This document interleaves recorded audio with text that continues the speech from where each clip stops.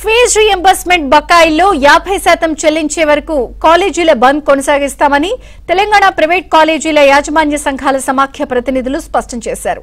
తాము ఎప్పుడూ ప్రభుత్వానికి వ్యతిరేకంగా వెళ్లలేదన్నారు. తమ సమస్యలను పరిష్కరించాల్సిన సాంకేతిక విద్యాశాఖ కమిషనర్ శ్రీ దేవసేన తమతోనే యూజ్లెస్ కాలేజీలని అన్నారని చైర్మన్ రమేష్ తెలిపారు. ఈ నెల 8న భారీ సభ నిర్వహిస్తున్నామంటున్న తెలంగాణ ప్రైవేట్ కాలేజీల యాజమాన్యాల ప్రతినిధులతో మా ప్రతినిధి Praveen face to face. Fees reimbursement సంబంధించి ఇప్పటికే ప్రభుత్వం కమిటీని కూడా నియమించింది. ఆ కమిటీకి సంబంధించి దాదాపుగా 3 నెలల సమయం కూడా ఇచ్చినటువంటి పరిస్థితి కనిపిస్తుంది. మరోపక్క బకాయిలు విడుదల చేయాలని చెప్పేసి కూడా ప్రతినిధులు కావచ్చు, అలాగే ఎస్ఎఫ్ఐ కావచ్చు, అన్ని సంఘాలు కూడా ధర్నాలు చేస్తూ రోడ్డు మీదకి వచ్చేసినటువంటి పరిస్థితి కనిపిస్తూ ఉంది. ఈ నేపథ్యంలోనే ముఖ్యంగా బకాయిలు 50% రిలీజ్ చేయాలని చెప్పేసి మనకి దానికి సంబంధించిన నిపుణులు అందరూ చెప్తా ఉన్నారు. అలాగే ప్రైవేట్ కాలేజ్ అసోసియేషన్ మెంబర్స్ కూడా డెఫినెట్గా బకాయిలు 50% రిలీజ్ చేసేంత వరకు కూడా ఎట్టి పరిస్థితుల్లో కాలేజీలు బంద్ చేస్తామని చెప్పేసి కూడా చెప్పే పరిస్థితి కనిపిస్తూ ఉంది. అలాగే ముఖ్యంగా 1,00,000 మందితో సభ కూడా నిర్వహిస్తాము, అలాగే సెక్రటరియట్కి లక్షలాది మందితో వెళ్తామని చెప్పి చెప్తామని పరిస్థితి కనిపిస్తూ ఉంది. అలాగే దేవసేన చేసినటువంటి వ్యాఖ్యలు కూడా వాళ్ళు ఒక రకంగా చెప్పండి యూజ్లెస్ అని చెప్పారు. విద్యారంగ అసలు కూడా యూజ్లెస్ అని చెప్పడం కూడా బాలేదని చెప్పేసి వాళ్ళని ఖండించినటువంటి పరిస్థితి కనిపిస్తుంది. అయితే ఈ మొత్తం మీద మనతో మాట్లాడేందుకు చైర్మన్, వైస్ చైర్మన్ గారు ఉన్నారు. సార్ నమస్కారం. నేను చూసుకున్నట్లయితే మీరు ఒక రకంగా కామెంట్స్ ఆమె డైరెక్ట్గానే చేసినటువంటి పరిస్థితి కనిపిస్తుంది. ముఖ్యంగా కమిటీ మీద ఒక కామెంట్ చేశారు, అలాగే దేవసేన మీద కూడా చెప్పినటువంటి పరిస్థితి కనిపిస్తుంది. సో ఎక్కడ మీకు వాళ్ళకి మధ్య గ్యాప్ కనిపిస్తూ ఉంది? మాకు ప్రభుత్వానికి మధ్య ఎప్పుడు కూడా ఎక్కడ కూడా గ్యాప్ లేదు. మాకు ప్రభుత్వం అంటే అత్యంత గౌరవం. ఏ రోజు కూడా మేము గ్యాప్ ఉందని చెప్పలేదు.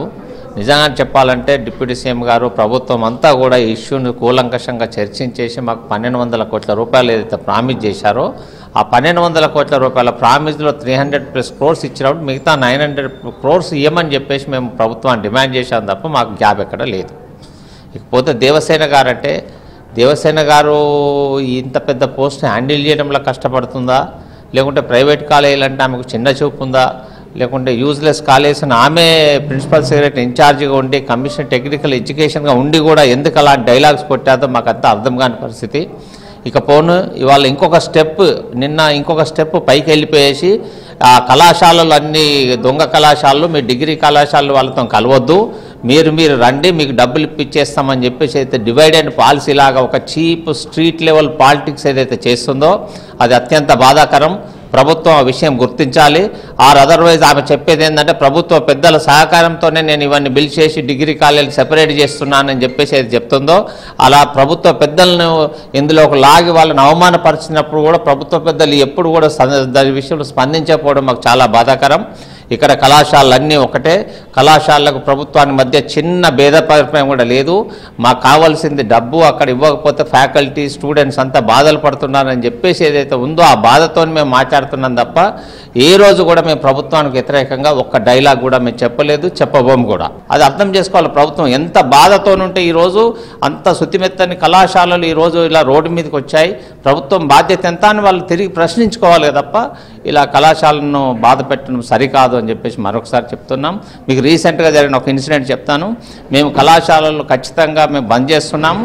విద్యార్థులు, స్టూడెంట్స్ ఎవరు కూడా, ఫ్యాకల్టీ కూడా ఎవరు వస్తలేరు, మీరు ఎగ్జామ్స్ ఏదైనా ఉంటే పోస్ట్పోన్ చేసుకోండి అని చెప్పినప్పుడు మన యూనివర్సిటీ అధికారులను దేవసేన మేడం బెదిరించేసి ఎగ్జామ్స్ ఎలాగైనా కండక్ట్ చేయండి అని చెప్పేసి ఏదైతే ఫోర్స్ చేశాదో ఇటు కళాశాలను కూడా ఫోర్స్ చేయకపోయేదా, ఫ్యాకల్టీ రాకుండా ఎగ్జామ్స్ ఎలా జరుగుతాయి అని మింగిత జ్ఞానం కూడా లేకుండా ఎగ్జామ్స్ అని చెప్పేసి ఇటు స్టూడెంట్స్ను, ఇటు కళాశాలలను, ఇటు యూనివర్సిటీని ఇబ్బంది పెట్టడం దేవసేన మేడం గారికి ఏం తగ్గుతుందో అని చెప్పేసి ఆమె చెప్పుకోవాలి. ఫీజు రీయింబర్స్మెంట్ సంబంధించి బకాయిలు వెంటనే విడుదల చేయాలని చెప్తారు. సమాజంలో ముఖ్యంగా చూసుకున్నట్లయితే విద్యా వైద్య రంగాల మీద ఎక్కువ ఉంటుంది. సో వైద్య రంగం మీద కూడా చూసుకున్నట్లయితే ఆరోగ్యశ్రీకి సంబంధించిన ఫండ్స్ కూడా సకాలంలో విడుదల చేయబడుతున్న ప్రైవేట్ హాస్పిటల్స్ అన్ని కూడా అప్పుడు బంద్కు పిలుపునిచ్చాయి. ఈయన ఆ తర్వాత మాత్రమే ఆరోగ్యశ్రీకి సంబంధించిన ఫండ్స్ రిలీజ్ చేశారు. అలాగే విద్యారంగానికి సంబంధించి ప్రస్తుతం ఇప్పుడు ప్రైవేట్ కాలేజీలన్నీ కూడా బంద్ చేస్తున్న పరిస్థితి కనిపిస్తూ ఉంది. ముఖ్యంగా 50% బకాయిలు విడుదల చేయాలి, లేని పక్షంలో లక్షలాది మందితో సభలు నిర్వహిస్తామని చెప్తామని పరిస్థితి కనిపిస్తుంది. ఇప్పటికైనా ప్రభుత్వం మేల్కొని ప్రభుత్వం డైరెక్ట్గా మధ్యవర్తులతో కాకుండా డైరెక్ట్గా మాతోనే ఒక మీటింగ్ ఏర్పాటు చేస్తే మా బాధలన్నీ కూడా ప్రభుత్వానికి విన్నవిస్తామని చెప్పేసి కూడా ఇక్కడ ఉన్నటువంటి ప్రతినిధులు చెప్తున్న పరిస్థితి కనిపిస్తుంది. Prashanth, Praveen, AV Navajyoti.